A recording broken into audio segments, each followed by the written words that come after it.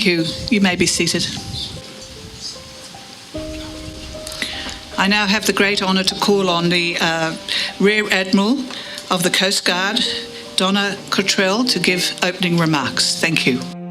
Coast Guardsmen manned or served aboard 19 of the 23 naval transports attached to the Guadalcanal Campaign's task force. Our primary role during Guadalcanal and in almost every subsequent campaign throughout the Pacific was to transport Marines and soldiers to the battlefield. During a 6-month campaign, servicemen from both sides fought tenaciously and suffered heavy losses in the air, land, and sea battles to come. Individual acts of heroism were commonplace on Guadalcanal. 13 U.S.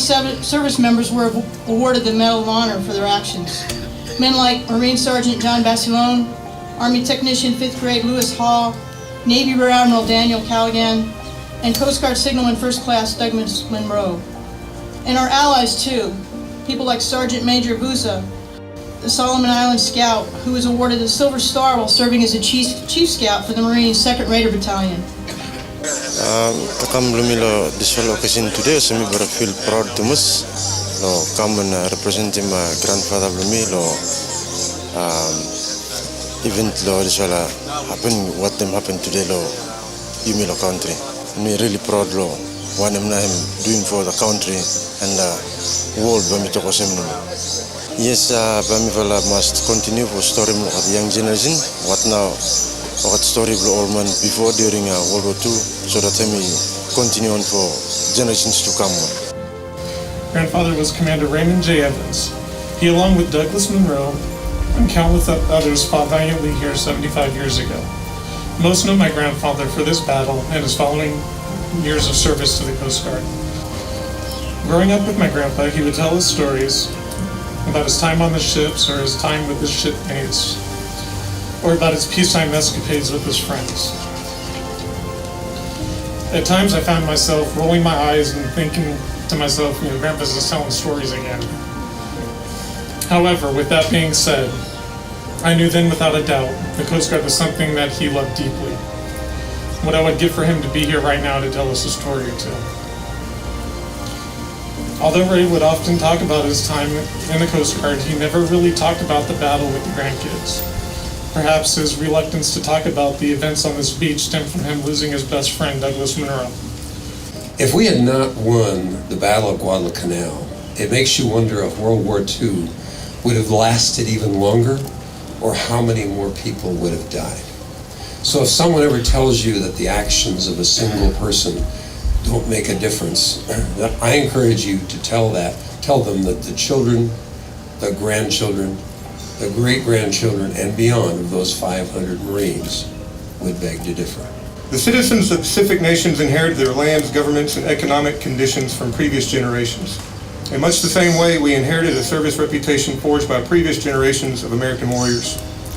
Events like this force crucial conversations, foster a sense of pride in our mission, and motivate the next generation of professional warfighters. Seek every opportunity to leave a legacy that you would be proud to inherit.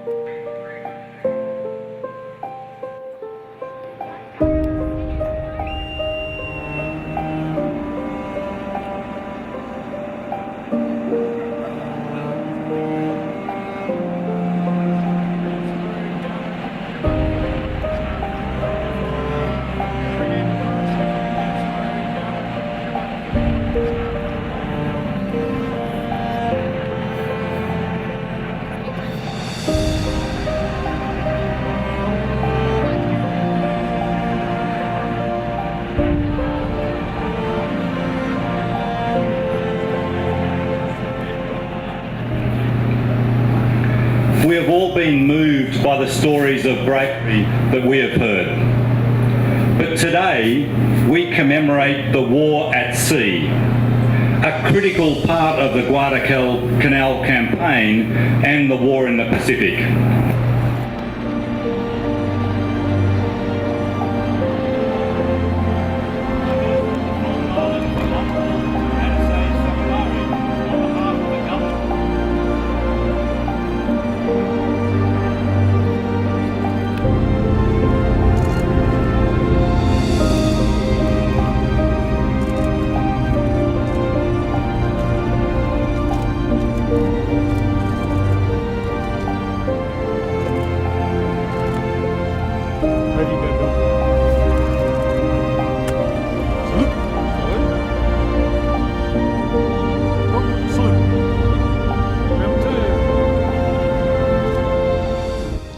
I was 19 at the time.